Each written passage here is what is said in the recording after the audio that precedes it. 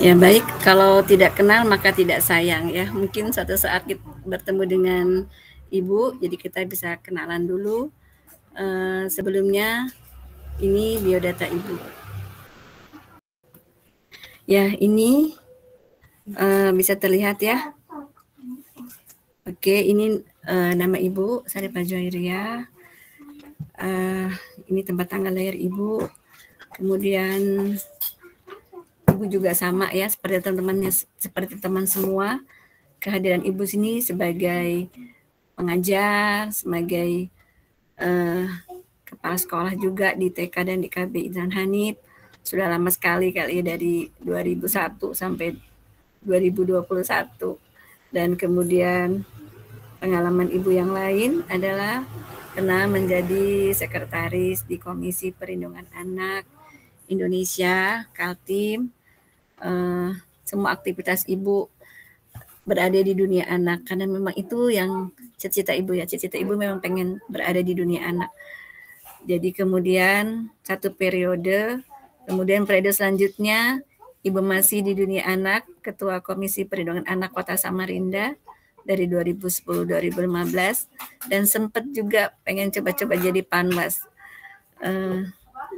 di Kota Samarinda. Saat itu terpilihnya Pak Amin ya, Pak. Kemudian selanjutnya juga ada kegiatan lain yang berkaitan dengan PAUD adalah sebagai asesor PAUD dan PNF dari 2011 sampai sekarang. Kemudian penguji kompetensi PAUD di lembaga sertifikasi kompetensi dari 2017 sampai sekarang, dan saat ini Ibu masih menjabat di Ketua 4 Dewan Pendidikan Kaltim dari 2017 sampai sekarang. Semuanya ini adalah tentang anak. Sangat menarik sekali karena anak itu sangat unik ya, sangat unik, sangat ya seperti itu, seperti bunga-bunga yang warnanya sangat menarik ya, jadi mempunyai kekhasan masing-masing. Misalkan kayak melati warnanya putih, baunya harum, mawar warnanya merah, semua punya kekhasan masing-masing. Itulah kenapa sangat menarik sekali kalau berbicara tentang anak. Dan tentunya pada kesempatan siang hari ini berbicara tentang anak berkebutuhan khusus juga sama dengan anak-anak yang lain, mempunyai kekhasan ya, kekhasan pada anak-anak kita.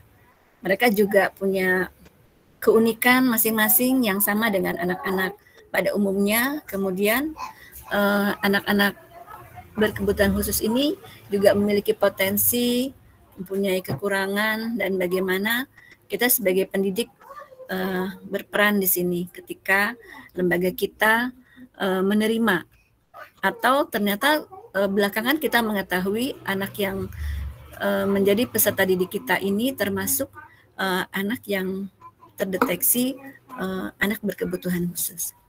Oke, nah sekarang kalau ada beberapa pertanyaan seperti ini yang ada di hadapan teman-teman semuanya, sudah siapkah kita semuanya ya menerima anak ABK? Terus apakah kita sudah mengenal atau memahami anak ABK? Dan bagaimana pandangan teman-teman semua terhadap ABK? Dan kira-kira kehadiran ABK ini mempersulit aktivitas Ibu mengajar atau tidak? Mungkin Ibu bisa minta komentar teman-teman yang ada di sini. Ada anak-anak tahu.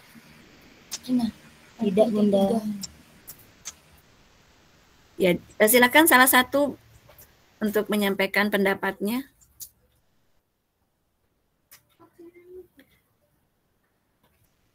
Silakan. Dibuka ininya mic-nya, jadi bisa dengar juga. Untuk pertanyaan satu dulu ya. Mungkin semua siap ya, menerima anak ABK udah siap semua ya? Ya, oke, silakan. Ya, Ibu. Assalamualaikum, ya, Ibu. Ya, waalaikumsalam. Kalau ditanya kesiapan sih, insya Allah sih sekolah kami sudah siap.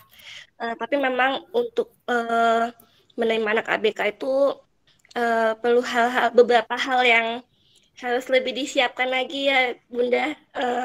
Salah satunya sih pendampingan anaknya. Jadi mungkin kalau anak biasa cukup dengan satu saja. Kalau untuk anak ABK, kami harus melihat dulu tingkat tingkat ABK-nya. Maksudnya tuh kalau memang dia butuh lebih banyak perhatian, berarti kami harus menyiapkan guru pendampingnya juga. Itu sih, Bu. Oke. Apakah sudah mengenal dan memahami anak berkebutuhan khusus, Mbak Maya? Iya, Ibu. Insya Allah sih sudah, Ibu. Sudah ya, oke. Seberapa kenalnya nih yang Mbak Maya ketahui? Kalau untuk anak ABK memang banyak juga ya Bu ya, maksudnya tuh ada yang karena mungkin autis, ada yang memang dari bawaan ketika dia lahir ya Ibu. Ya harus dilihat lagi dan memang harus sama-sama dengan psikolog juga sih untuk mengetahui dia ini ABK-nya di bagian yang mana itu sih Bu. Oke, silakan pendapat yang lain. Ini ada 24 orang ya, Oke, silakan. Bu. Assalamualaikum. Ya, waalaikumsalam. Saya ada Emil dari KB Bunga Tanjung, Bu. Kalau ditanya tentang siap tidak siap, alhamdulillah sekolah kami siap meskipun sebagian besar pengajarnya tidak ada basic untuk menangani siswa ABK. Karena saat ini juga di sekolah kami sudah ada 1 siswa ABK dan 1 lagi belum tahu sih Bu itu termasuk siswa ABK atau apa karena dia berlatar belakang ketergantungan gadget.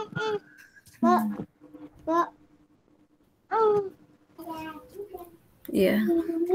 Terus gimana pengalamannya Mbak? Nah, pengalaman itu sendiri kan si anak ini kan belum Bu, belum ada sama sekali konsultasi ke pihaknya, ke kesehatannya. Jadi kami dari pihak sekolah hanya tidak menekankan anak itu untuk mengikuti sesuai dengan teman-temannya yang lain. Jadi kita ambil dari apa yang dia senangi, apa yang membuat dia mau melakukan sesuatu, entah itu dari menempel atau bermain atau apa, karena dari pihak orang tua sendiri anak itu disamakan dengan yang lain Bu. Ya, anak itu sendiri dari pihak orang tua menolak kalau anaknya disebut dengan ABK. Iya. Terus kami dari pihak sekolah kan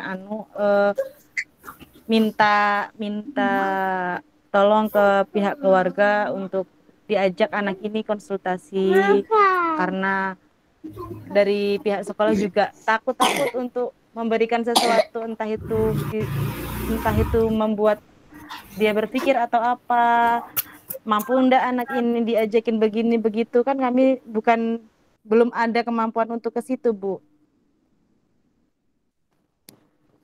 Jadi sampai saat ini kami hanya menangani anak tersebut sekilas hanya bermain, bernyanyi, mengerjakan hal-hal yang membuat dia senang melakukan hal tersebut. Itu aja sih Bu.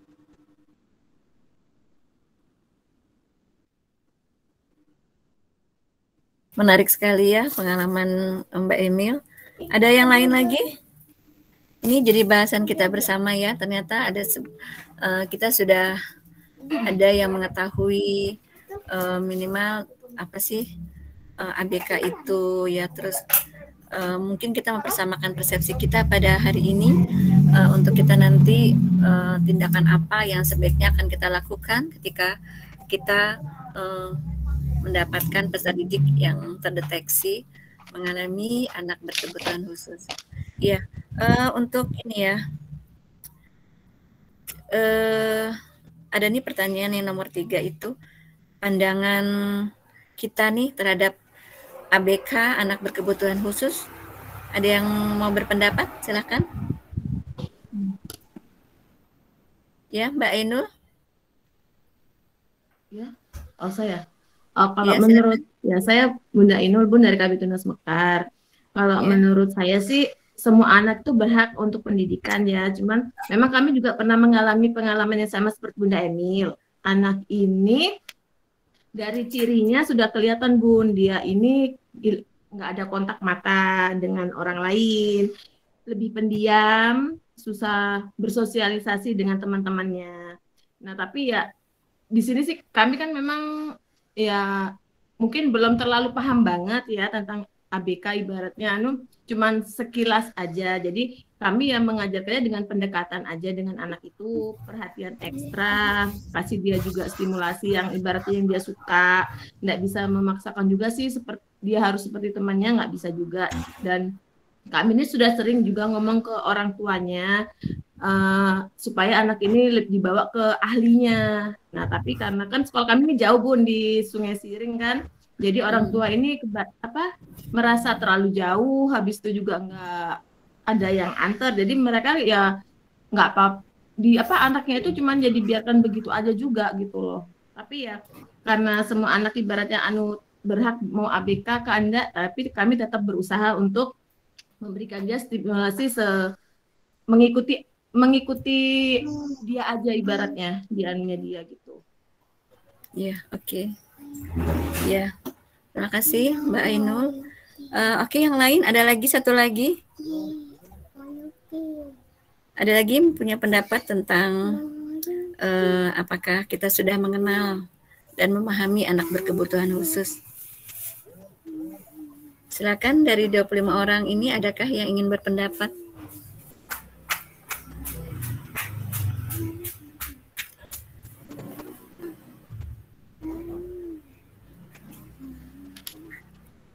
Oke, baik, kita lanjutkan ya. Secara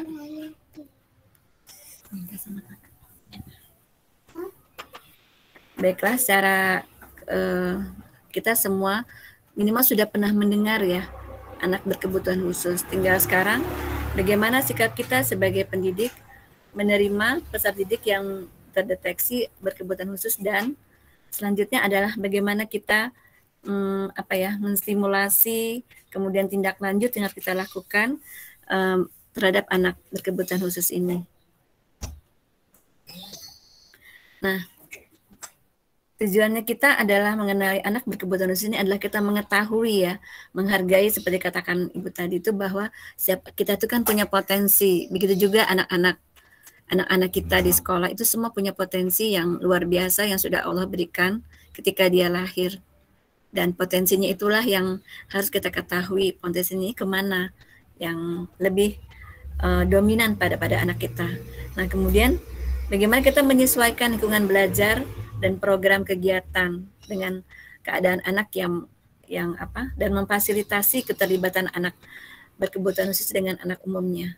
Nah, kemudian kita juga membantu orang tua ya, kemudian juga membantu anak, membantu orang tua dan lingkungan sosial untuk memahami sisi positif dari penggabungan anak ABK ini dengan anak lain di lembaga PAUD. Seperti dikatakan tadi ya dari teman-teman di sini, masih ada orang tua yang belum bisa menerima ya, masih belum bisa menerima bahwa anaknya ini terdeteksi anak berkebutuhan khusus. Nah, seperti itu. Jadi mungkin kita perlu sosialisasi tentang anak berkebutuhan khusus ini adalah sama dengan anak lain, cuma mereka mempunyai kekhususan gitu ya, yang harus kita dampingi, kemudian kita bantu untuk agar mereka juga bisa sama dengan yang lain, bisa mengembangkan potensi dirinya, kemudian juga mendapat penanganan sedini mungkin secara optimal.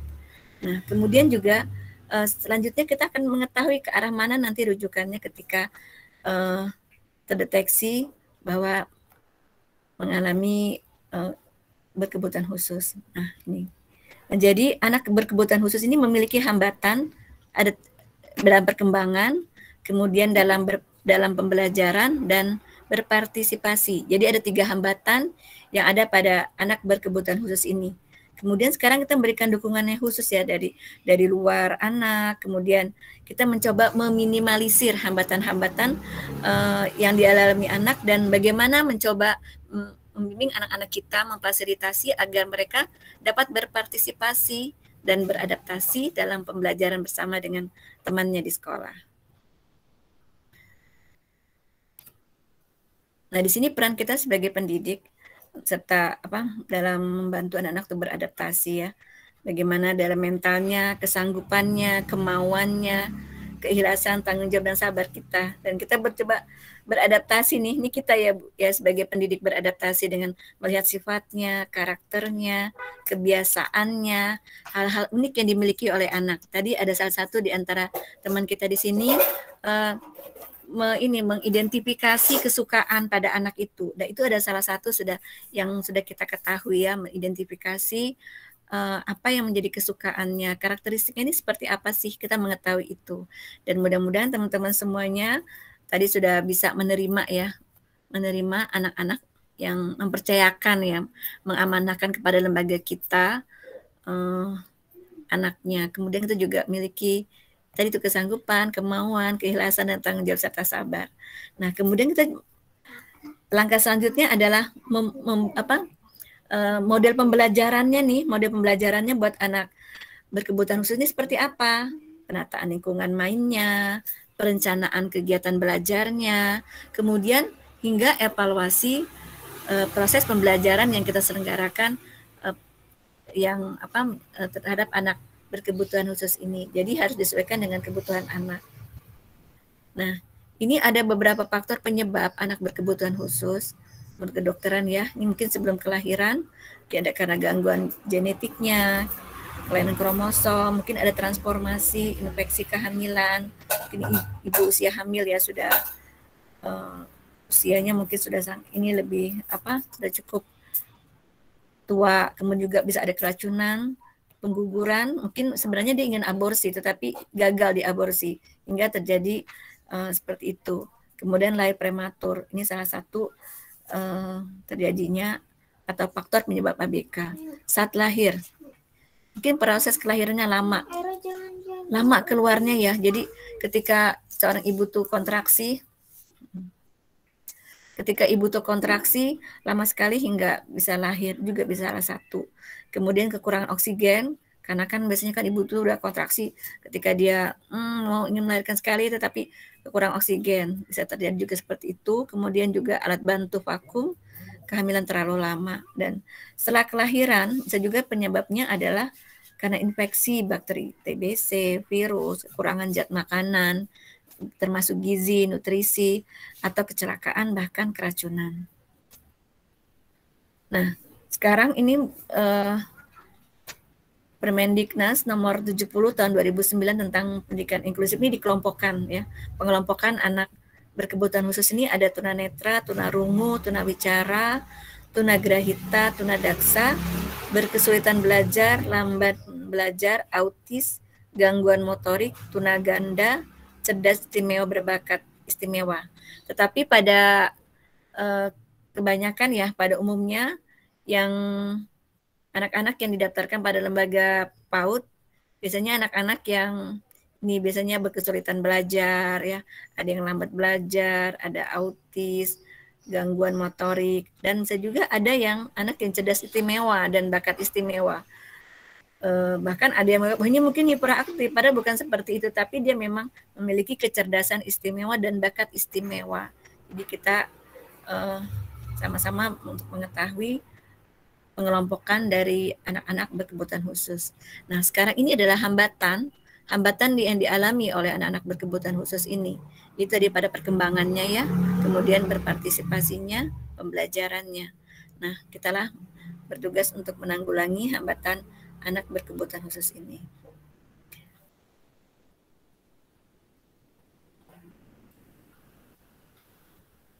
Nah, di sini kita mencoba mengidentifikasi anak berkebutuhan khusus. Jadi proses identifikasinya itu bagaimana kita mencoba melihat kira-kira anak kita ini mengalami kelainan atau penyimpangan secara apa? Mungkin secara fisiknya kah ya? Mungkin dari postur tubuhnya, normalkah di usia dia seperti usia 4 tahun, 5 tahun, 6 tahun? Itu bisa kita identifikasi. Mungkin secara intelektualnya kah, kognitifnya, bagaimana dia menyimak, kemudian ekspresinya seperti apa, kemudian bagaimana dia menangkap informasi, melaksanakan tugas atau kegiatan yang kita lakukan pada kegiatan di sekolah. Bagaimana cara merespon apa yang diberikan oleh gurunya. Kemudian bagaimana anak itu secara sosial, apakah ada ya kelainan ataukah ada penyimpangan secara sosial. Apakah anak ini suka menyendiri atau tidak mau berteman dan sebagainya. Kemudian juga secara emosional. Bagaimana secara emosional anak kita? Apakah ada penyimpangan, tingkah lakunya, kemudian kita perlu memberikan layanan pendidikan yang sesuai dengan kebutuhan anak. Jadi tidak sama layanan pendidikan yang anak-anak ABK ini mengalami penyimpangan fisik, intelektual, sosial, emosional, tingkah laku. Ini berbeda layanan yang diberikan. Nah, tujuannya ini apa? Tujuan informasi yang kita himpun dari identifikasi yang sudah kita lakukan adalah kita akan melanjutkan dengan asesmennya. Kemana nih untuk kita bagaimana menyusun program pembelajaran sesuai dengan kemampuan dan ketidakmampuan anak ini.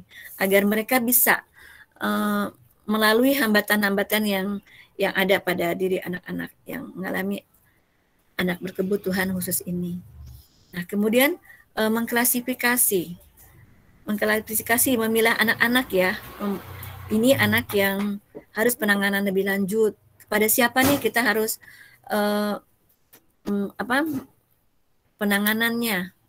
Misalnya pengobatan kah, terapi kah, latihan-latihan khusus kah, atau mengikuti pelayanan pendidikan khusus di kelas reguler. Jadi mungkin ada pendidik yang sudah memiliki kemampuan atau mengetahui cara penanganan bagaimana memberikan pembelajaran pada anak berkebutuhan khusus. Nah, kemudian bagaimana kita perencanaan pembelajaran ini, menyusun pembelajarannya ini kepada anak-anak yang berkebutuhan khusus. Kemudian pemantauan kemajuan belajar anak. Seperti itu. Nah, ini adalah contoh identifikasi tadi sudah disampaikan ya. Ada teman yang menyampaikan kesukaannya nih, kemampuan anak. Misalnya contohnya namanya Aldi, tanggal lahirnya, jenis kelaminnya. Kemudian kita ini dulu kemampuannya apa saja yang dia bisa lakukan sesuai dengan usianya ya, sesuai dengan usianya. Kita sebutkan di sini kolom ini. Kemudian kesukaannya, apa aja sih kesukaannya? Baik makanan, minuman, pakaian, benda-benda, orang terdekat, kegiatan perilakunya. Kemudian kebutuhan apa nih yang harus difasilitasi oleh pendidik untuk perkembangan kemampuan dan minat anak. Kemudian setelah kita menyiapkan kebutuhan anak yang misalnya kebutuhan si Aldi ini, maka kita berangkat ke dukungan yang harus kita berikan untuk membangun keterlibatan anak dalam proses pembelajaran. Nah, ini kita menceklis untuk kegiatan anak ya, bagaimana dia menyebutkan bagian anggota tubuhnya dan sebagainya. Nah, mengapa kita harus perlu mengenali anak berkebutuhan khusus ini, mengidentifikasi karakternya, kebutuhannya, cara belajar dan minat anak. Nah, kemudian kita mencoba mengoptimalkan intervensi dan proses pembelajaran. Kemudian melakukan penyesuaian agar dapat memenuhi hak-hak anak-anak kita. Karena seperti dikatakan tadi bahwa anak-anak kita adalah unik, semuanya punya potensi, semuanya punya hak yang sama dengan anak-anak yang lain. Jadi mereka juga punya hak untuk mendapatkan pelayanan terbaik ya, seperti itu. Nah, ini PAUD inklusif. Kalau pendidikannya pendidikan inklusi. Kalau nama PAUD-nya PAUD inklusif ini artinya dia terbuka, memberikan kesempatan kepada anak usia dini termasuk anak-anak ABK. Jadi kita menerima anak-anak ABK juga ya. Nah, kemudian mengapa kita perlu ada PAUD inklusif? Karena di sini anak-anak memiliki hak yang sama nih dalam belajar dan mereka mempunyai positif dari kebaikannya dari kebersamaan yang mereka miliki. Tentu dia akan melihat teman-teman yang lain ya, yang bukan ABK. Seperti itu berperilakunya. Jadi itu sangat berpengaruh sekali pada anak yang mengalami kebutuhan khusus. Nah, kemudian lagi anak-anak dapat melakukan hal-hal yang lebih baik ya, secara akademik, keterampilan sosial dan emosionalnya jika berada dalam setting kelas atau sekolah yang terintegrasi atau inklusif. Jadi dia bisa berperilaku melihat teman-temannya seperti itu. Ibu punya pengalaman di lembaga ibu, ada anak yang dari keterlambatan bicara, kognitifnya juga. Jadi ini ada hambatannya yang nggak satu, ada hambatan ada beberapa hambatan yang dimiliki oleh anak. Nah, kemudian kita mencoba memberikan pengarahan ya, bukan pengarahan sih, memberikan solusi kepada ibunya untuk juga tetap berkonsultasi. Jadi ada 2 pelayanan pendidikan yang didapat ya waktu di lembaga ibu. Nah, jadi dari dia khusus secara kontinu ya, secara kontinu mendapat terapi di rumah sakit jiwa itu ya. Jadi kan ada untuk penanganan anak autis, dan kita di sekolah juga minta informasi atau apa yang harus kita lakukan untuk mendampingi anak yang contohnya namanya Aldi misalnya, mendampingi Aldi ini. Jadi kita juga minta masukan dari dokter tersebut melalui orang tua. Nah, kemudian orang tua memberikan informasi kepada kita, ini Bu yang diajarkan di sana ya, terapi ini yang diberikan di rumah sakit tersebut. Nah, kita tinggal melanjutkan, oh berarti ini harus kita lakukan untuk mendampingi anak si Aldi. Ternyata memang sangat positif sekali. Jadi si Aldi ini tadinya enggak respon, sekarang udah bisa kita minta tolong minta ambilkan sesuatu, dia mengerti bahasa kita, dia bisa menyimak bahasa kita, paham ya. Dengan kita harus memang fokus melihat matanya untuk menyampaikan apa yang kita mau, dan dia memahami apa yang kita maui, dan dia juga punya respon ya, punya emosi, bisa juga marah. Jadi itu juga memahami marahnya dia. Kadang-kadang kita kan nggak tahu apa sih maunya anak ini, kita berusaha memahami seperti itu. Jadi alhamdulillah banyak sekali kemajuannya. Dia sudah bisa makan sendiri, dia sudah bisa mengucapkan doa, meskipun doanya masih belum jelas, tetapi dia sudah mencoba membaca doa ketika mau makan. Itu hal-hal yang sangat luar biasa sekali, yang sudah kemajuan yang pesat ya. Jadi kita harus benar-benar mengevaluasi kemajuan apa yang sudah didapat oleh anak, karena itu sangat penting sekali buat kehidupannya kelak nanti ketika dia berada di masyarakat. Baiklah, kita kembali lagi ke materi kita.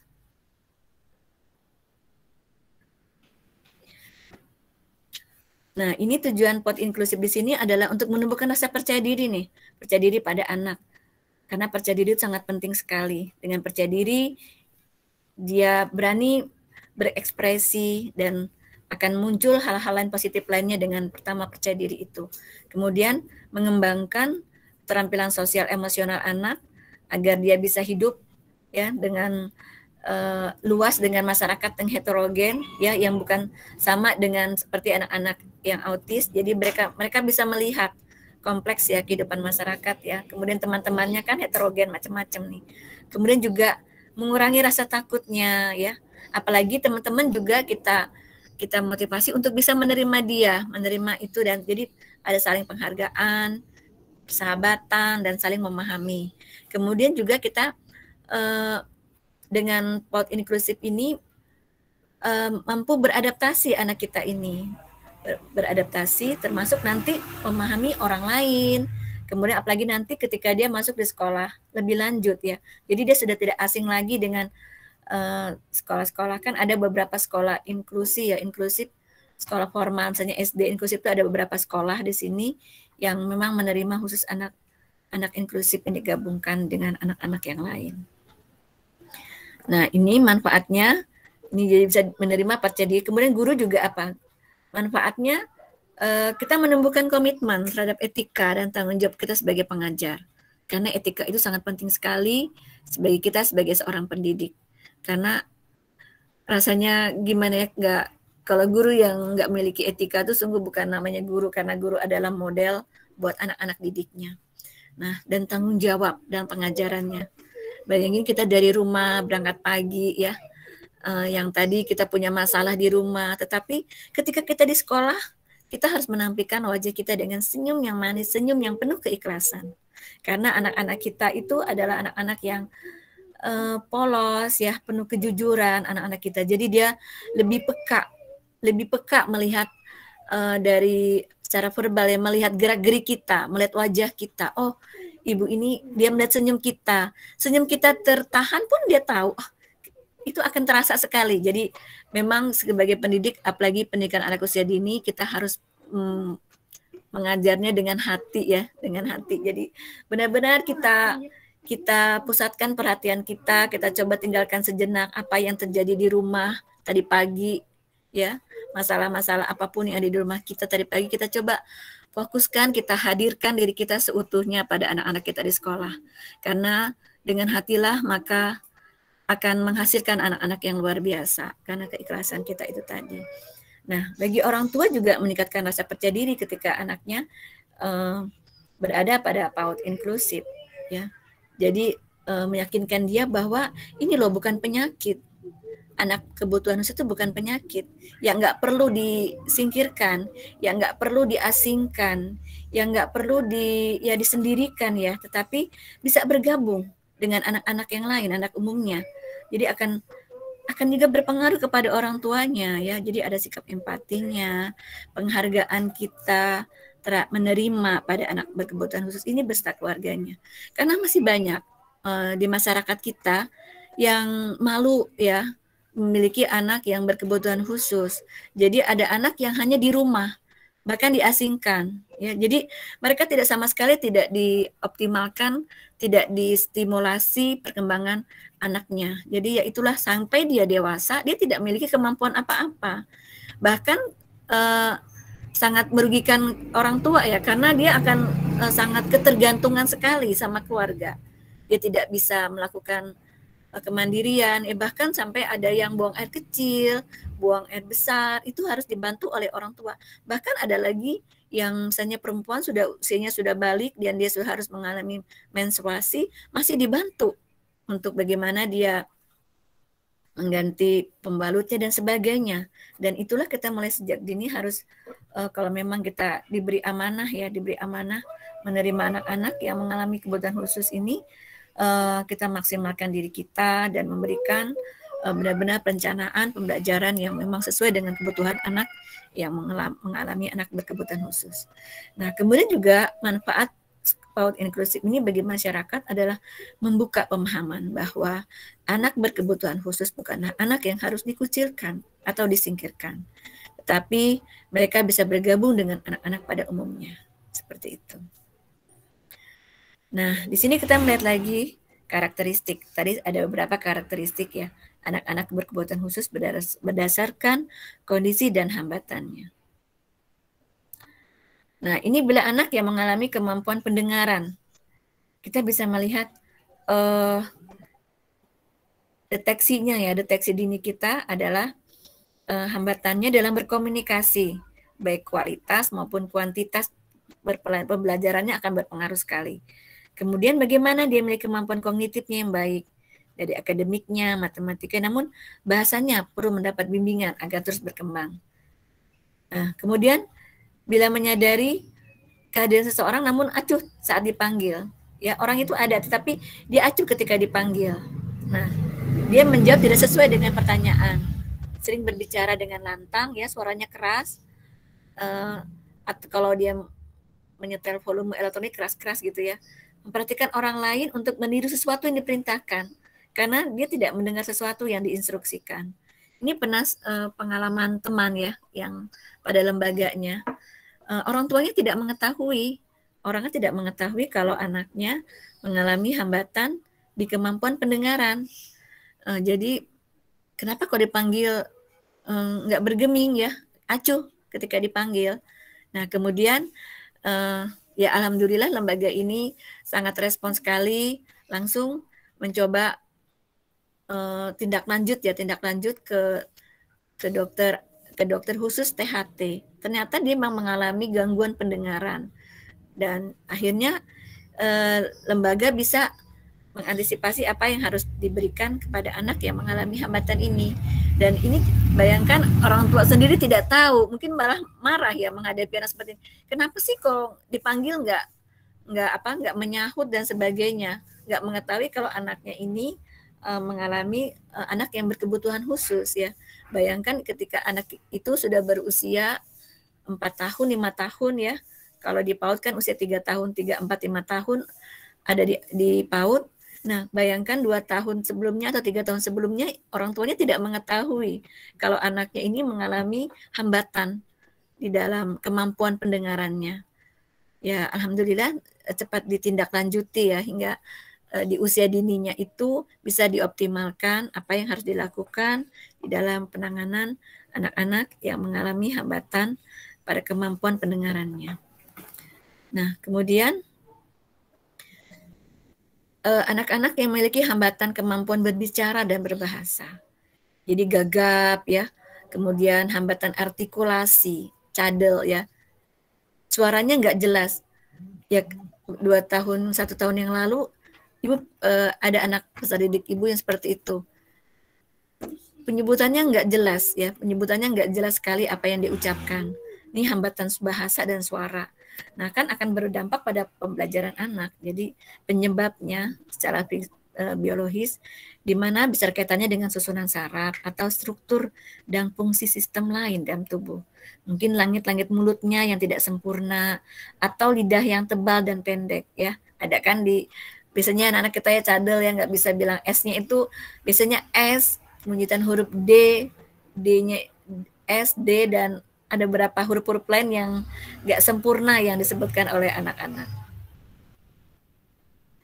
Nah, kemudian berbahasa diaplikasikan dalam 2 hal. Jadi ini ada bahasa ekspresif dan ada bahasa reseptif. Bahasa ekspresif ini adalah kemampuan anak-anak menghasilkan suatu bahasa ya. Jadi dia memahami, dia mampu mencurahkan emosinya, idenya, perasaannya dengan bahasa ekspresif ini dalam bentuk coretan seperti ini, dalam bentuk gambar seperti ini. Itu adalah curahan isi pikiran atau pendapat secara verbal yang dilakukan oleh anak. Ini menunjukkan anak memahami bahasa ekspresif ya. Jadi dia mampu. Jadi kita memang menstimulasi anak ketika mungkin ada kegiatan pembukaan kah, kegiatan inti kah, kegiatan penutup kah, itu komunikasi harus kita bangun. Jadi kita berada menjadi posisi sebagai fasilitator, bukan sebagai selalu kita lebih banyak menyampaikan, menjelaskan, tetapi kita sebagai fasilitator. Ya mungkin teman-teman sudah melaksanakan pembelajaran dengan berbasis saintifik di situ kan. Jadi kita memancing respon anak. Misalkan botol atau misalkan buah ya, misalnya tema tanaman jagung misalnya. Nah, kita tidak perlu menjelaskan panjang lebar tentang jagung ini terlebih dahulu, tetapi kita ingin melihat respon anak kita. Apa yang dilihat dari jagung itu? Silakan mereka merespon semuanya macam-macam. Warnanya kah, bentuknya kah, apakah nama dan sebagainya. Baru setelah itu kita memancing respon yang lain, mengumpulkan pengetahuan seperti unsur-unsur yang ada di saintifik ya, proses-proses urutan-urutan dari saintifik itu. Hingga anak kita sudah terbiasa, sudah percaya diri untuk mampu menyatakan pendapatnya. Oh, itu namanya jagung, Bu, misalnya seperti itu. Jagung ini dan bahasa-bahasa dan pertanyaan-pertanyaan yang lain yang dia bisa ungkapkan. Nah, itu sangat penting sekali untuk menumbuhkan percaya diri pada anak kita. Dia mampu mengungkapkan isi pikirannya dan memberikan kesempatan. Misalkan begini, ketika dia masuk atau di kegiatan pembukaan atau kegiatan inti, ada kegiatan menggambar bebaskah, menulis bebaskah pada anak-anak kita. Nah, di situ anak-anak kita akan mencurahkan tulisannya, mencurahkan gambarnya, dan kita memberikan kesempatan kepada anak. Apa sih makna dari gambar yang dia gambar seperti itu. Kita mencoba memancing respon anak. Itulah bahasa ekspresi. Kita memberikan kesempatan kepada anak untuk mencurahkan pendapatnya, isi pikirannya, isi tulisannya, isi coretannya, dan isi gambarnya. Nah, kemudian bahasa reseptif. Bahasa reseptif di sini adalah bahasa menyimak ya. Jadi kemampuan individu. Jadi di sini adalah kemampuan anak-anak kita itu menyimak bahasa yang menyimak informasi yang disampaikan oleh pendidik. Jadi dia memahami suatu bahasa. Misalkan begini, orang yang mengerti arti bahasa asing tapi tidak dapat berbicara dengan bahasa asing. Ada yang seperti itu kan? Nggak usah mungkin kita bahasa daerah. Misalkan bahasa Jawa. Contohnya Ibu ya. Ibu mengerti bahasa Jawa, tetapi ketika kita mengucapkan agak sulit ya mengucapkan bahasa Jawa, nggak pas gitu bahasa Jawanya. Nah seperti itu. Dan di sini ketika anak-anak menyimak, bagaimana respon anak-anak menyimak informasi yang kita sampaikan? Ada bentuk pertanyaan ya, ada keingintahuannya dari informasi yang kita sampaikan. Jadi ada dua bahasa yang harus kita ketahui, yaitu bahasa ekspresif dan bahasa reseptif yang harus kita ketahui. Kemudian, nah ini metode pembelajaran pada anak-anak untuk bahasa reseptif dan bahasa ekspresif ya. Dia bisa menjelaskan kegiatan mainnya apa yang dia lakukan saat ini. Ini juga terhadap anak-anak yang mengalami kebutuhan khusus. Dia seperti ini. Apa sih yang lagi dia mainkan? Apa saja yang ada di meja? Kita sebagai fasilitator di sini. Dan ini contoh mendongeng. Kalau kita mendongeng, kita memberikan kesempatan pada anak untuk menceritakan kembali apa yang sudah kita ceritakan. Itu adalah kita ingin mengetahui sejauh mana mereka menyimak apa yang kita sampaikan cerita tadi. Itu sangat penting sekali buat anak-anak kita. Bisa menjadi pendengar dan bisa menceritakan kembali apa yang dia dengar. Jadi di sini ada dua.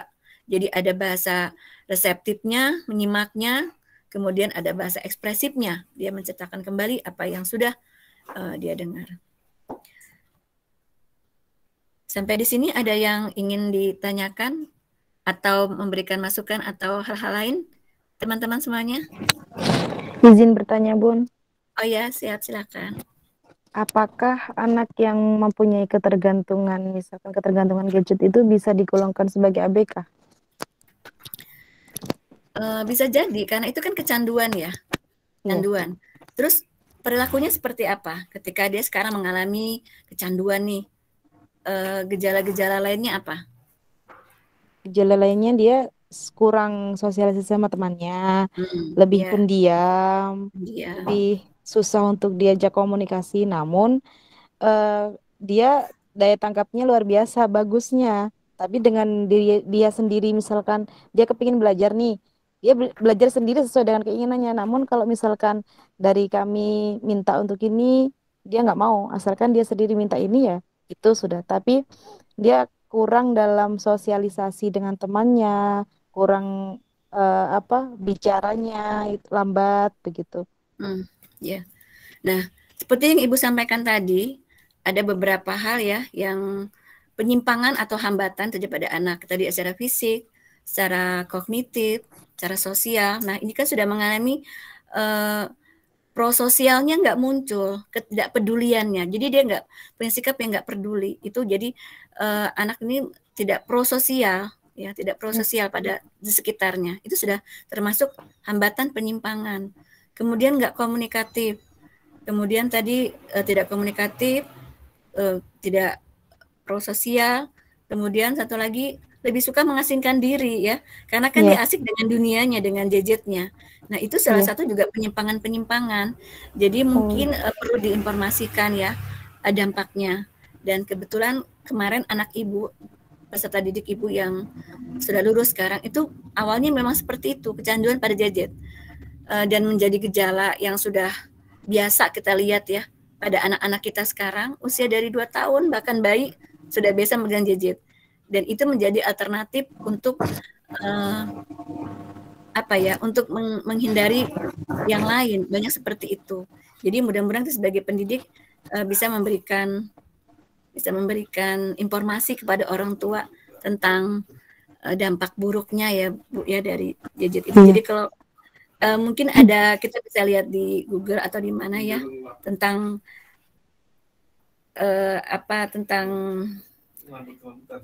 bagaimana kita bijak memanfaatkan gadget itu menjadi sumber informasi ya. Mungkin seperti itu yang perlu kita informasikan ke orang tua. Karena dampaknya seperti itu. Jadi beri aja contoh. anak ibu tuh ada contohnya seperti itu. Jadi dia karena terlalu banyak gadget itu jelas matanya jadi terganggu nih. Kemudian bahkan menurut penelitian di rumah sakit jiwa banyak sekali karena pengaruh gadget. Jadi tangannya yang ada yang getar-getar terus ya, karena main game terus. Banyak sekali kan itu korban kalau dari dipanggil gadget itu. kalau tidak ditepuk dia nengok, harus ditepuk pundaknya atau salah satu yang ada bagian tubuhnya harus dipegang baru dia responnya aktif. Kalau di kelas gimana? Tapi nggak pakai gadget kan kalau di kelas ya Mbak ya? Tidak Bun, karena kan kita kan itu Bun sistemnya home visit. Jadi dia ke rumah, home visit. datang ke rumahnya ya. Jadi selama pembelajaran kita membiarkan anak itu leluasa dengan apa yang dia sukain, karena memang dari pihak keluarga juga dari awal sudah memberi informasi kalau anak ini ada dalam suatu apa kayak terapis gitu Bun, terapis. Sudah terapis memang berawal dari ketergantungan gadget, lalu setelah corona ini kan terapis tutup gitu kan. Jadi mungkin mulai timbul lagi itu yang awalnya sudah mulai membaik selama pandemi ini berkurang untuk dia kontrol ke terapisnya. Jadi dia semakin apa ya, tidak bisa mengontrol emosinya sendiri, minta HP, marah terus apa gitu. Ya itu. Kasihan kayak anak-anak kita pada kondisi seperti itu ya, kasihan sekali. Dan yang tadinya mungkin dia normal ya secara normal, perkembangannya normal ya,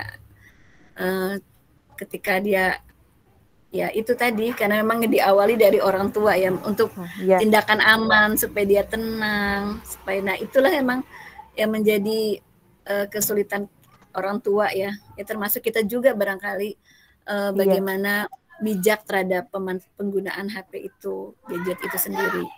Jadi lalu Bun, lalu kalau misalkan untuk anak ABK itu sendiri yang memang sudah bawaan dari lahir dia tergolong anak ABK, dampak buruk yang dia dapat kalau misalkan anak itu disekolahkan atau dimasukkan ke suatu lembaga yang lembaga itu sendiri umum, bersifat umum. Contohnya nih di sekolah kami kan ada yang siswa ABK dengan keterlambatan bicara dan susah pendengaran, terus daya fokus juga nggak punya kalau dipanggil ataupun sama orang itu dia merasa kayak pandangan kosong gitu. Terus setelah tahun depan dia itu kan masuk ke SD nih Bun. Sementara dari pihak orang tuanya seperti yang saya jelaskan dari awal kan orang tua itu sendiri menyamakan rata dengan anak normal yang lain. Kalau misalkan anak itu sendiri dipaksa untuk masuk SD, faktor dampak buruknya apa Bun kira-kira Bun?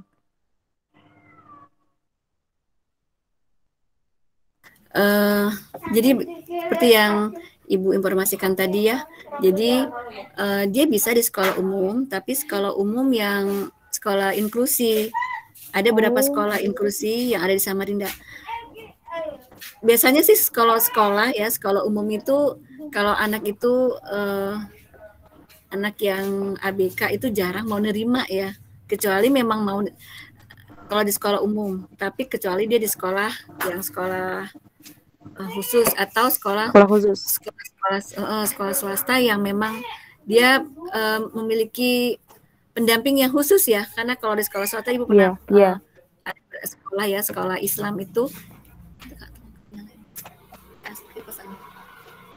ada di sekolah Islam itu seperti itu, dia mungkin nggak memiliki pengetahuan tentang penanganan anak ABK, tetapi dia memiliki guru yang penuh kesabaran ya, penuh kesabaran mendampingi anak itu dari dia belajar untuk disiplin. Memang perlu waktu, tetapi memang ada perubahan. Jadi harus dimasukkan kepada lembaga pendidikan yang seperti itu, gitu. Jadi bisa. Jadi harus memilah sekolah yang benar-benar merujuk kepada perkembangan anak tersebut, ya. Iya Bun, iya Bun. Ya, terima kasih Bun. Ya, sama-sama.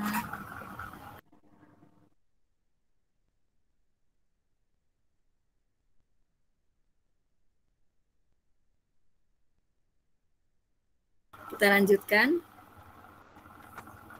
Nah, Selanjutnya, ini ketika anak-anak itu mengalami hambatan fisik dan motorik. Nah, karakteristiknya secara kognitif dan akademik memiliki rentang kognitif dari ringan hingga ke berat. Kemudian secara perilaku, anak dapat terganggu apabila hambatan yang dimilikinya ini menghambat gerakannya atau interaksinya dengan orang lain. Secara emosional pun, dia memiliki konsep diri yang rendah, ya nggak percaya diri, dan sebagainya. Secara fisik dan medis berbeda ya dengan anak umumnya, memerlukan perlakuan khusus. Mungkin ini faktor penyebabnya, karena kelainan bawaan, ada hambatan neurologisnya, mungkin dia mengalami cerebral palsy, spina bifida, lingkungan karena kecelakaan ya, karena diamputasi kakinya, retak dan sebagainya. Jadi hambatan fisik ini misalnya anak mengalami mungkin yang tadi itu ya karena bawaan, misalnya kakinya ada kecil sebelah kah, ada macam-macam kan. Ada juga anak yang di jempolnya ada jempol lagi yang jempol kecil, ada itu seperti itu. Nah, ada jempolnya itu besar ya, ada ibunya seperti itu. Dan ini kan kita perlu menumbuhkan percaya diri pada anak. Jadi ada beberapa hal hambatan fisik dan motorik yang ada pada anak-anak kita. Nah, ada lagi Down syndrome di sini. Karakteristiknya seperti apa? Berat dan panjang saat lahir di bawahnya rata-rata, jadi nggak normal. Beratnya nggak normal, panjangnya nggak normal. Kemudian berkurang tegangan otot seperti hipotonia. Matanya miring ya ke atas dan keluar. Telapak tangannya hanya memiliki satu lipatan. Hidungnya kecil dan tulang hidungnya rata. Antara jari kaki pertama dan kedua terdapat jarak yang luas. Mulutnya kecil. Ini ada beberapa hal yang bisa kita baca karakteristik anak yang mengalami Down syndrome. Nah, kemudian masalah emosionalnya terdapat kesulitan kemampuan berpikirnya, pemahamannya, bersosialisasinya. Ini bisa dari efek ringan sampai sedang ya. Dan ini membutuhkan waktu panjang untuk bisa berjalan, berbicara, memakai baju atau ke toilet sendiri. Ketika ke sekolah membutuhkan bantuan ekstra untuk menulis dan membaca. Kadang terdapat masalah perilakunya ya, kurang perhatian bahkan obsesif pada sesuatu karena kesulitan mengontrol reaksi tubuhnya ya. Kemudian juga ketika dia dewasa dia tidak bisa melepaskan diri, seperti ibu katakan tadi, tidak bisa melepaskan diri dari orang lain. Jadi benar-benar full bantuan orang lain, apalagi masih persoalannya ya dan hal-hal lainnya. Tetapi ada juga beberapa orang yang dapat masuki pendidikan tinggi dan banyak juga yang seperti itu. Nah, ini bisa learning disability ini kesulitan belajar. Di sini pada kegiatan calistungnya, berbahasa verbalnya, secara sosial emosional umumnya memiliki harga diri yang rendah karena tidak mampu ya, apalagi melabelkan dirinya tidak mampu. Akhirnya dia nggak mau bersosialisasi, tidak mau berkomunikasi karena ada mengalami hal-hal yang learning disability tadi, kesulitan dalam belajar. Ini mengendalikan gerakan juga sulit ya, tidak mau diam, lebih agresif fisiknya, verbal serta berbicara terus ya. Ini salah satu anak yang mengalami learning disability ini. Nah, ini tipe-tipe kesulitan belajar. Jadi mungkin barangkali kalau di sekolah, di tempat lembaga kita, ada anak-anak yang mengalami kesulitan belajar dalam membaca, itu jangan kita sampai mengatakan bahwa anak ini kenapa bodoh dan sebagainya. Tetapi mungkin ada sebab-sebab tertentu ya, ada faktor-faktor tertentu kenapa dia kesulitan di dalam membaca. Ada juga anak yang bisa membaca tetapi dia tidak huruf bisa, tapi dia kesulitan di dalam mengingat angka-angka. Jadi ini tipe-tipe banyak kesulitan belajar. Ini termasuk juga anak berkebutuhan khusus. Jadi termasuk disleksia ini ya, kesulitan dalam belajar membaca. Dia sulit sekali belajar membacanya, mengenal huruf-huruf itu sulit sekali. Dan ada seperti itu. Ada pengalaman tokoh ya, termasuk tokoh pendidikan, itu anaknya seperti itu.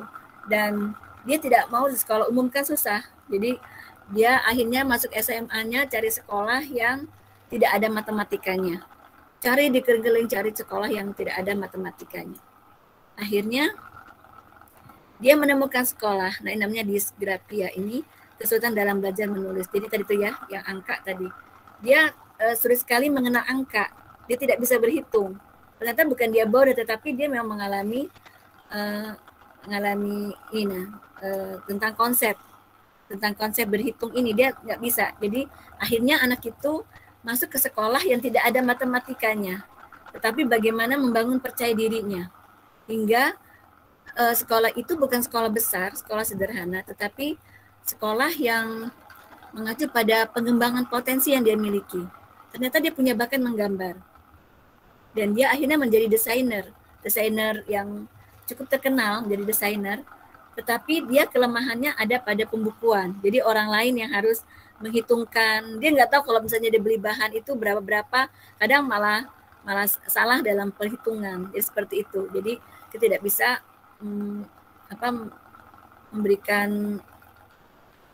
menyebutkan ya, oh, anak ini kenapa bodoh di dalam, kok nggak bisa baca gitu ya, kok nggak bisa mengenal angka atau lambat mengenal angkanya, diulang-ulang berkali-kali mengalami kesulitan. Itu ada batas-batas tertentu. Kalau dia sudah pada tahap tertentu dia bisa, tapi saat-saat lain dia lupa.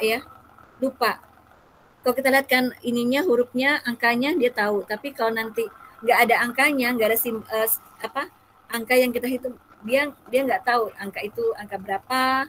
Jadi harus pengulangan terus menerus untuk dia mengingat angka 1 sampai 10 saja, itu dia mengalami kesulitan sekali.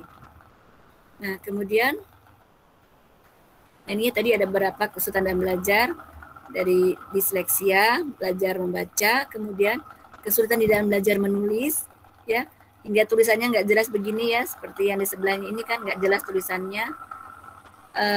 Kita bisa melihat, kita deteksi, coba dia menggambar pun juga kita lihat gambarnya itu nggak jelas, dari sampai usia berapa gitu masih belum jelas gambarnya itu.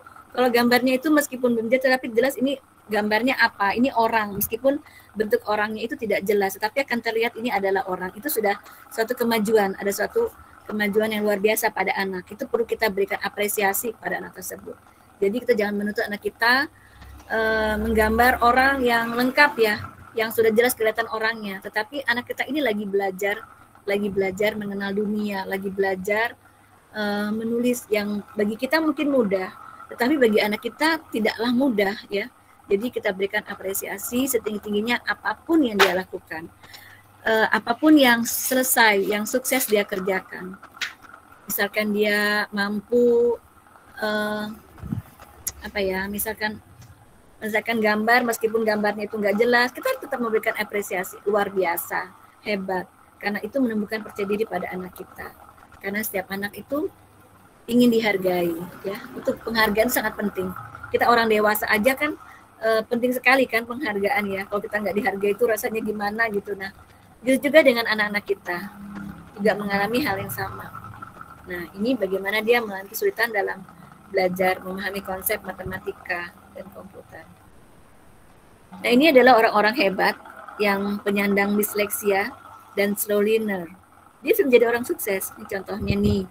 Banyak ya orang-orang hebat nih. Ada siapa aja nih? Ada Muhammad Ali, ya. Ada ini anaknya siapa nih? Lupa ibu namanya. Iya. Nah, aduh maaf sebentar.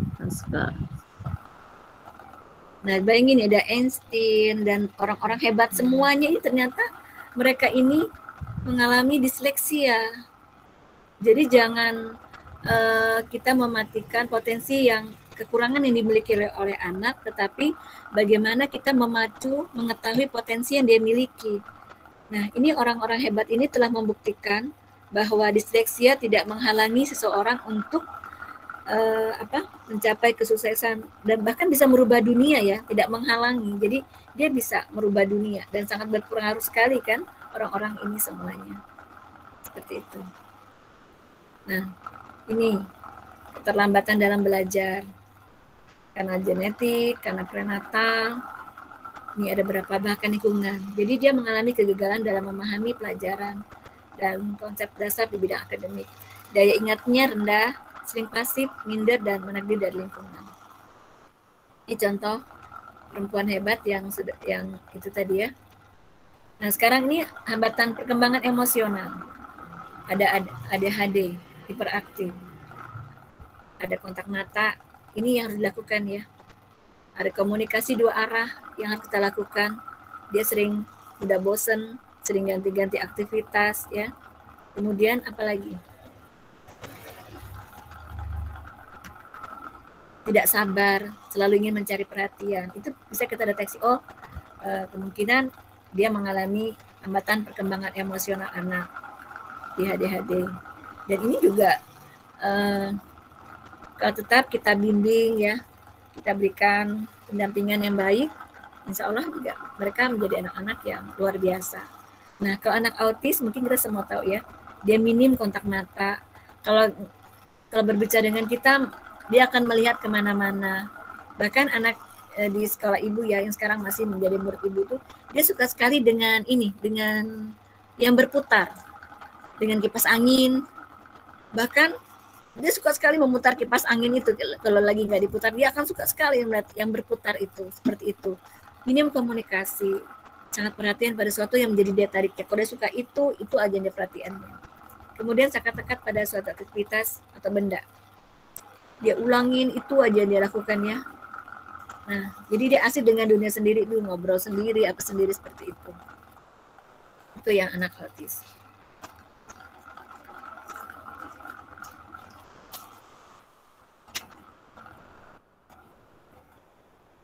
Nah, ini yang memerlukan dukungan ini kan ada beberapa level ya, Jadi komunikasi sosialnya ini beberapa hal yang harus kita lakukan, memberikan dukungan pada anak tersebut. Dia berada pada level mana anak kita itu. Kalau masih perlu dukungan, maka kita perlu mengorganisir apa saja yang harus kita berikan dukungan pada anak tersebut.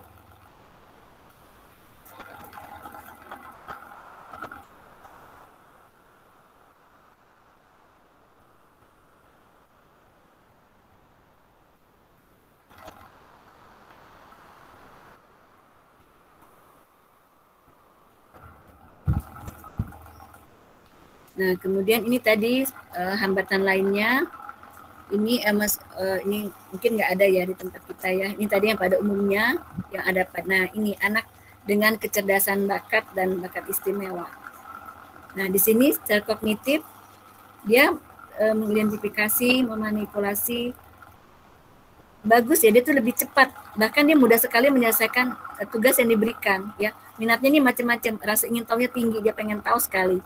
Nah, dia akan terlihat luar biasa sekali. Jadi kita harus bisa mengarahkan anak ini dengan menyiapkan ragam main yang bermacam-macam dan yang menantang. Karena kalau mudah, dia akan mudah bosan. Biasanya dia akan mengganggu orang lain. Jadi kita menyiapkan ini. Dia suka dengan tantangan, tapi tidak suka hal yang monoton. Misalnya seperti biasa-biasa yang pernah dia lakukan, misalnya menggambarkah, yang hal-hal yang tidak menantang, itu dia tidak suka. Jadi kalau di sekolah kita ada anak seperti ini, anak-anak kecerdasan bakat dan bakat istimewa. Dia suka dengan tantangan. Jadi berikanlah kegiatan-kegiatan, misalnya puzzle nih. Jangan puzzle yang 4 keping, dia harus lebih banyak kepingannya. Supaya itu menjadi tantangan buat dia untuk menyelesaikannya. Nah, dia harus secara sosial emosional, dia sangat idealis ya. Perfeksionis, sangat luar biasa gitu, peka dengan seni. Selalu semangat, memiliki komitmen yang tinggi untuk menyelesaikannya. Nah, jadi kalau kita memiliki anak-anak di sekolah seperti ini, maka kita perlu memberikan kegiatan mainnya lebih beragam dan lebih menantang. Nah, ini contohnya. Tugas mandirinya harus diberikan kemampuan anak. Bentuk kelompok belajar yang memiliki anak-anak yang sama ya. Jadi jangan dikelompokkan pada anak-anak yang satunya biasa saja ya, dengan anak yang dia akan terganggu karena dia pengen cepat selesai. Dia cepat selesai, sementara yang lain kan enggak. Jadi dia harus dikelompokkan. Sebentar dulu.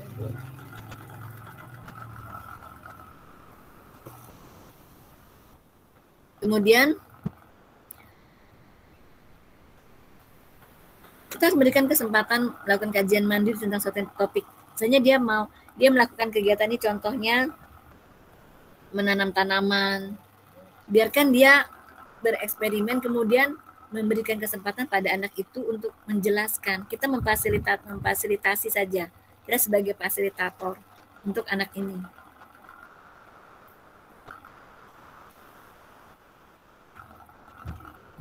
Nah, ini konsep berpikirnya. Ini secara keseluruhan ya, secara keseluruhan yang sudah Ibu jelaskan tadi, bagaimana stimulasinya, deteksi dininya. Setelah deteksi dini, kalau ada penyimpangan, gangguan mental emosionalnya, gangguan apalagi pendengarannya, penyimpangan perkembangannya, penyimpangan pertumbuhannya, apa yang kita lakukan? Ketika anak itu penyimpangan pertumbuhannya, badannya kurus sekali, gemuk, kemudian apalagi pendek, sangat pendek, penyimpangan perkembangannya, gangguan gerak kasarnya itu lebih lamban, kemudian gangguan gerak halusnya juga ya, mungkin kurang gerakan halus itu kan macam-macam ya, seperti menyusun balok, puzzle, termasuk menggambar, menulis, hal-hal yang termasuk pada gerakan motorik halus.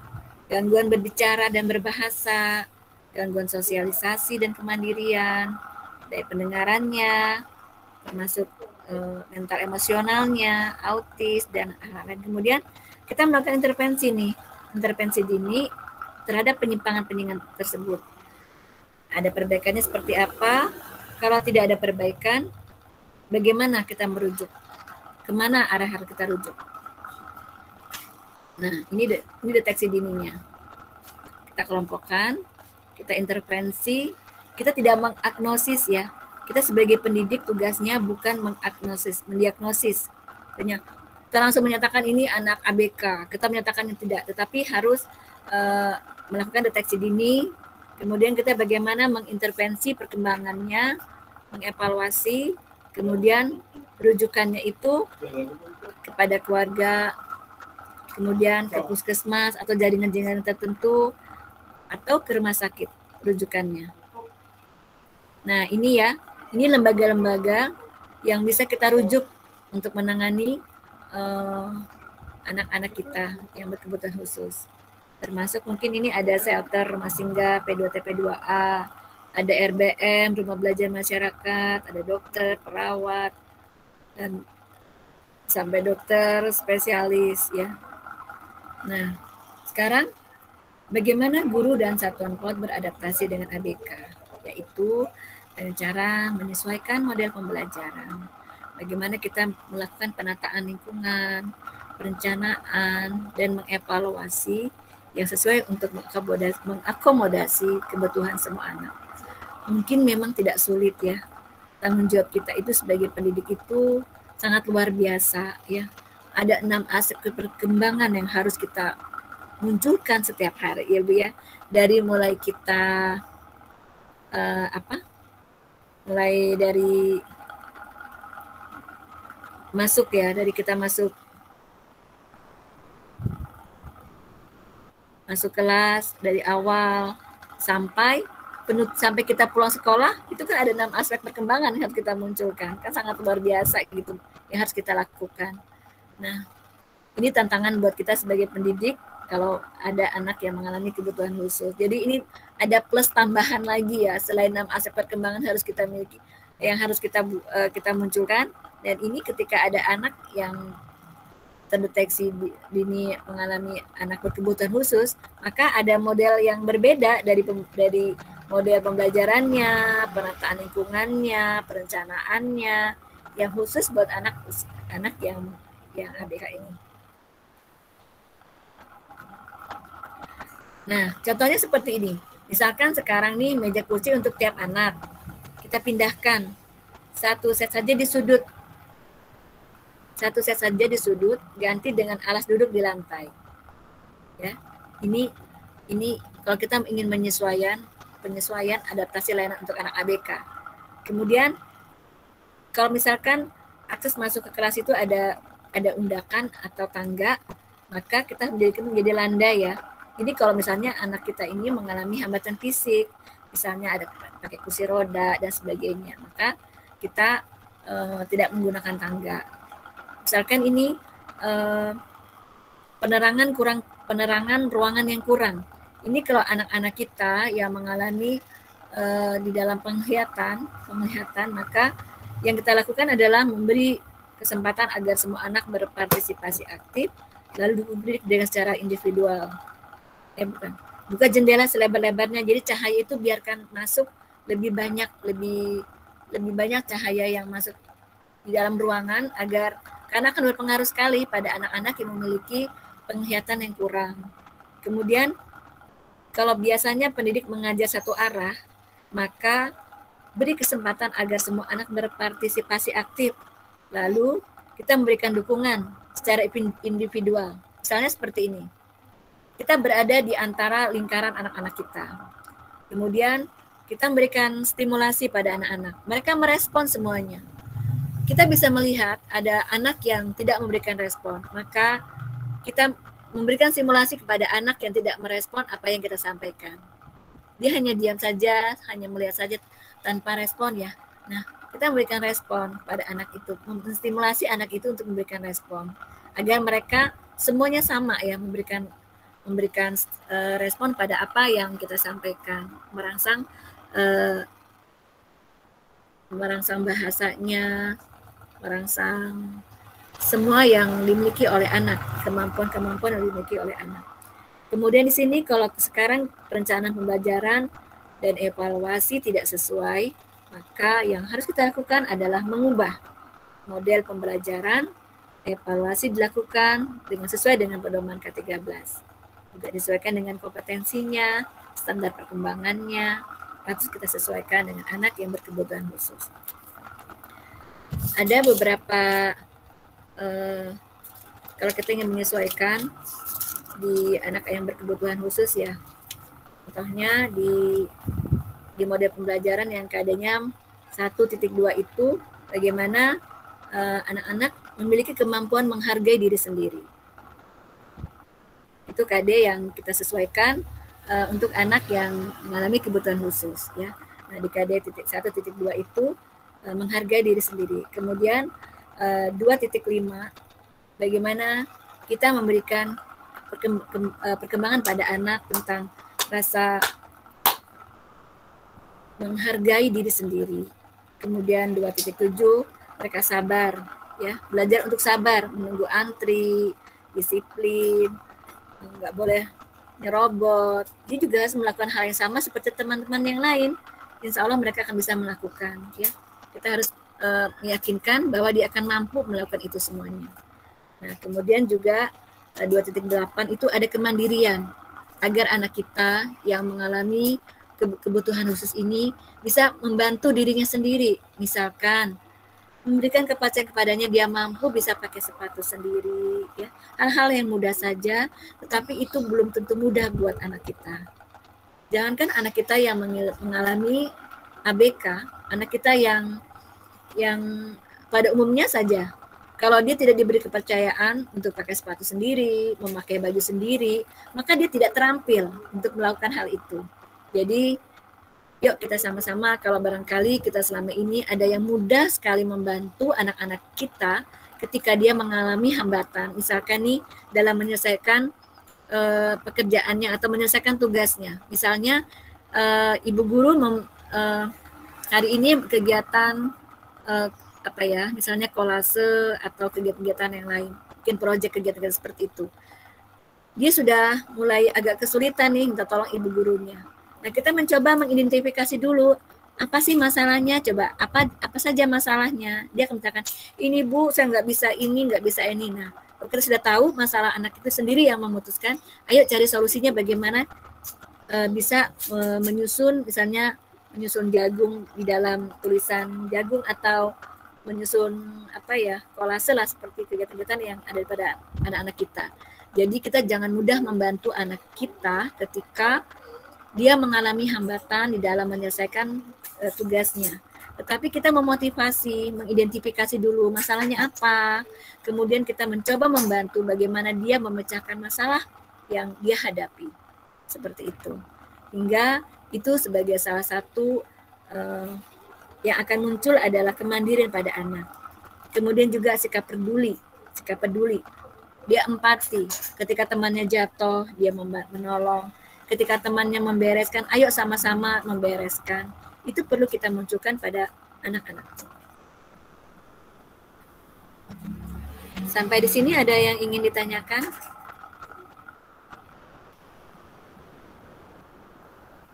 Ya, baik, kita lanjut. Cukup, Bun. Cukup ya, oke.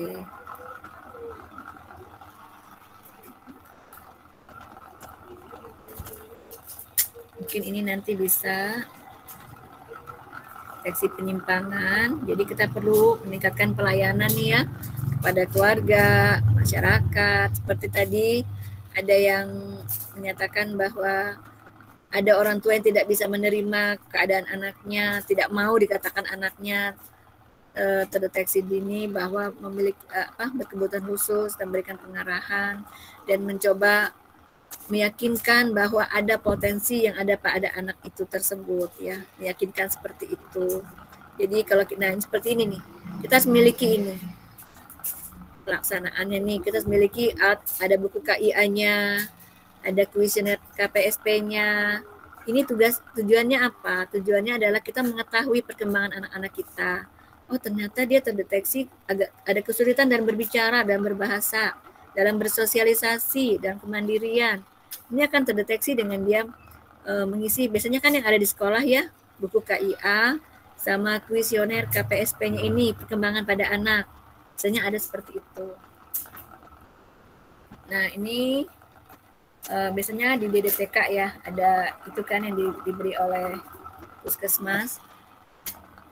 Kemudian, nah ini peran guru dalam mengajar anak ABK, mengakomodasi kebutuhan anak, mengevaluasi kekuatannya nih apa, kelemahannya apa, kemudian menindaklanjuti pemeriksaan selanjutnya, kemudian berpartisipasi dalam tindak lanjutnya, kemudian juga berkomunikasi dengan orang tua, berpartisipasi dalam pertemuan, mengkolaborasi dengan profesional lain, dengan psikolog, dengan dokter anak, bagaimana mengoptimalkan kemampuan anak kita, kemudian mungkin juga dengan guru BK, psikolog, dan sebagainya yang ada kaitannya dengan anak-anak kita. Karena kita kan tidak memiliki profesional di dalam penanganan anak berkebutuhan khusus ini.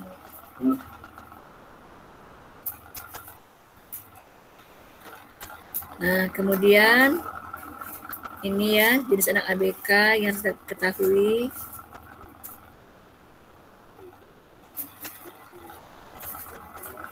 Ini PPI ini adalah program pembelajaran individual ya. Jadi salah satu anak misalnya seperti itu.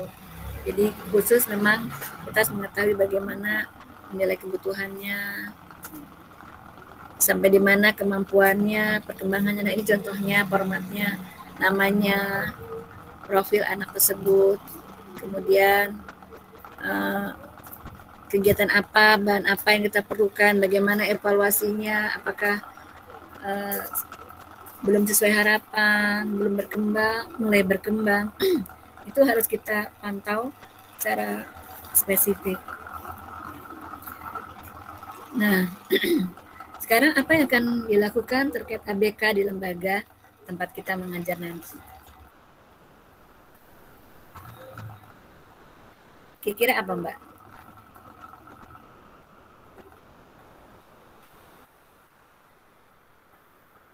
Kita mengikuti diklat.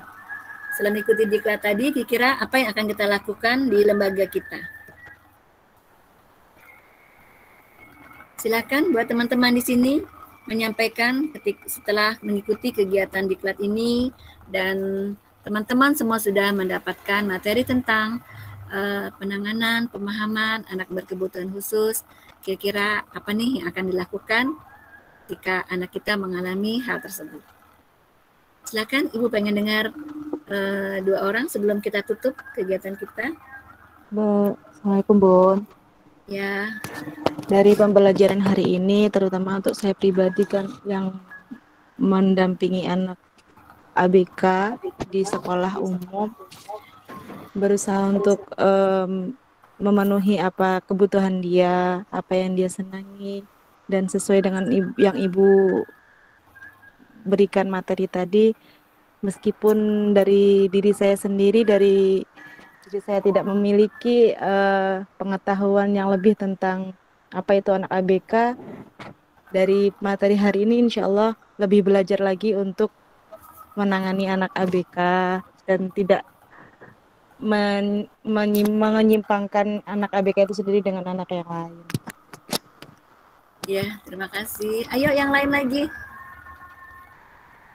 Karena mungkin yang pengaruh makanan ya, banyak sekali sekarang anak-anak kita mengalami gejala atau terdeteksi anak berkebutuhan khusus. Ibu tahun kemarin tuh ada 2 tuh yang dalam keterlambatan dalam berbicara. Cadelnya itu sampai nggak jelas bicaranya, tapi ternyata ketika emang harus dibantu orang tuanya ya, apalagi orang tuanya jualan sayur, kan jarang di rumah, kan kasihan gitu, nggak distimulasi dia berbicaranya, harus pelan-pelan mengikuti apa yang kita ucapkan. Misalkan dia kan nggak bisa bilang S-nya nggak jelas, jadi harus kita bantu pelan-pelan dia mengulang perkataan itu, dan itu alhamdulillah ada yang bisa mengikuti dan mengurangi meskipun dia cadel, tapi itu dia bisa lambat laun insya Allah bisa mengucapkan itu. Silakan yang lain atau yang sudah punya ada anak yang memiliki anak ABK, silakan setelah diklat ini apa yang akan dilakukan.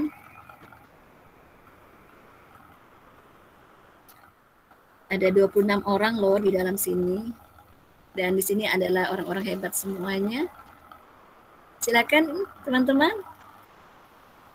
Iya Bun. Ya, silakan Mbak Wanda. Kalau saya sih merasa sepertinya saya harus mengidentifikasikan ulang anak-anak yang terduga ABK ataupun yang memang sudah didiagnosa ABK. Kalau kemarin kan memang minim sekali ilmunya, mudah-mudahan setelah ini bertambah ilmunya jadi lebih tepat penanganannya. Alhamdulillah, luar biasa.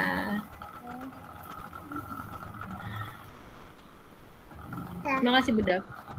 Ya, sama-sama. Ayo teman-teman yang lain. Ada lagi?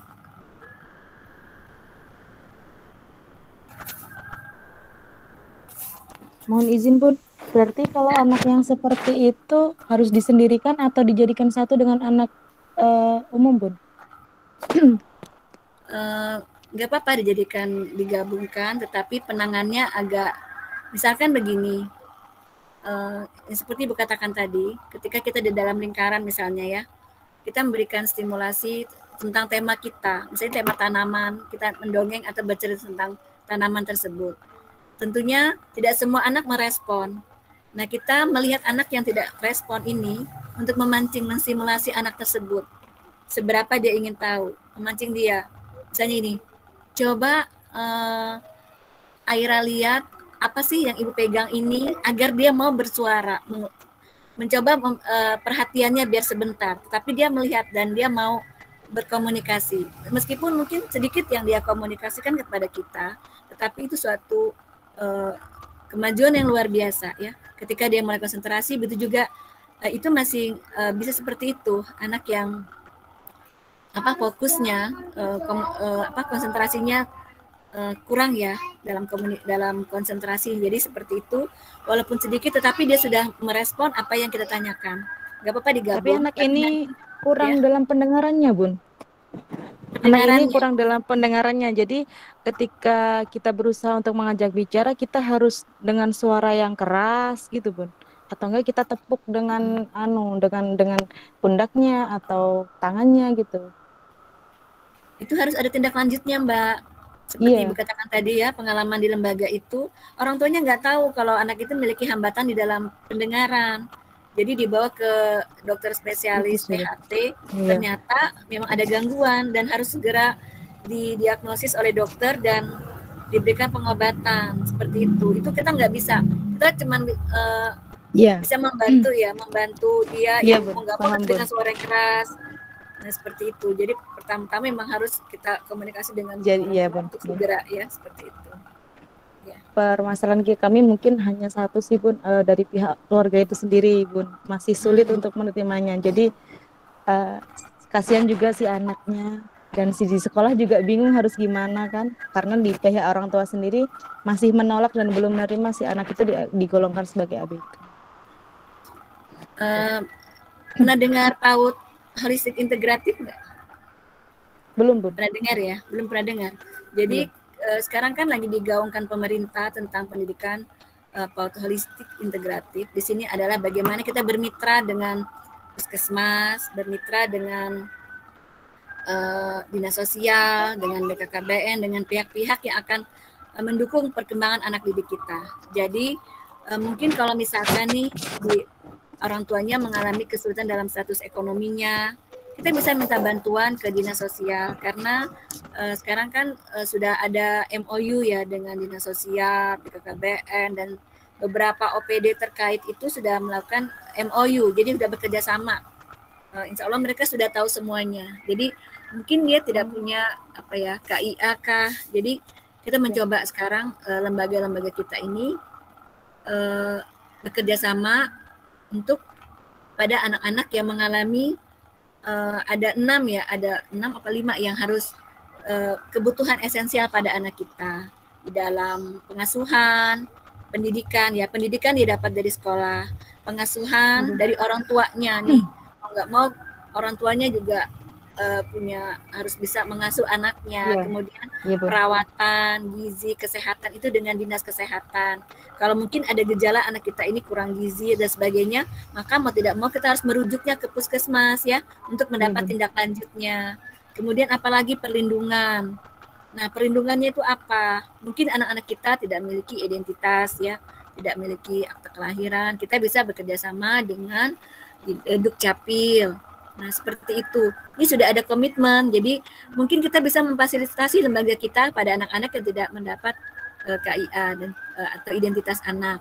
Kemudian kesejahteraan nih. Kesejahteraan ini dengan dinas sosial. Nah, ini ada 5 kebutuhan esensial dasar yang harus hak-hak anak-anak kita yang harus dipenuhi oleh kita ya. Nah, kita tidak bisa sendiri ya.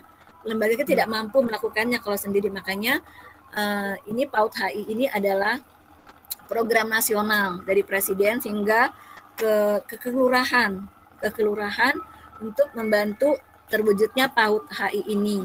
Jadi bisa bekerja sama dengan Dukcapil, dinas sosial terkait dengan kesejahteraan anak. Jadi mungkin bisa dapat KIP ya, dapat apalagi tuh yang program-program pemerintah yang untuk kesejahteraan anak seperti itu ya Mbak Emil ya. Makasih Bu. Ya baik teman-teman semuanya, mungkin sudah cukup ya apa yang Ibu sampaikan pada kesempatan siang menjelang sore ini, dan ini ada sedikit kita renungkan curahan hati ABK dalam bentuk puisi.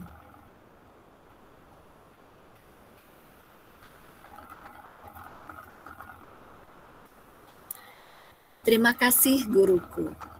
Guru, terima kasih sudah menerima, mengenal, dan memahamiku. Tanpamu, apalah arti hidupku? Kaulah orang tua kedua yang kutemui di sekolah.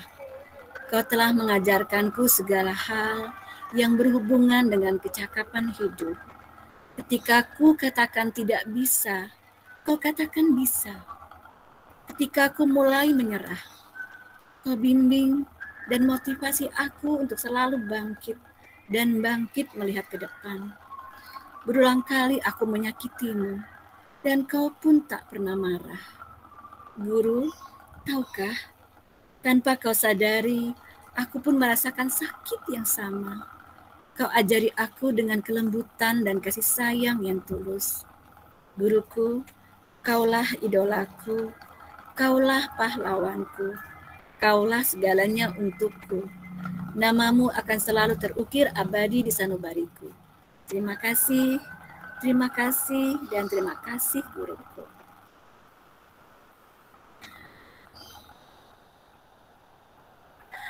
Baik, terima kasih teman-teman semuanya. Terima kasih kembali Bu atas waktu dan ilmu. Ya, mudah-mudahan ada yang bermanfaat, yang bisa diberikan itu semata-mata adalah dari Allah Subhanahu wa Ta'ala. Kalau ada yang kurang berkenan, mohon maaf. Dan ini bukan pertemuan kita terakhir ya, silaturahmi kita masih boleh berlanjut pada kesempatan-kesempatan lain. Kita masih bisa berkomunikasi lewat LMS atau pada kesempatan offline ya. Baik, terima kasih.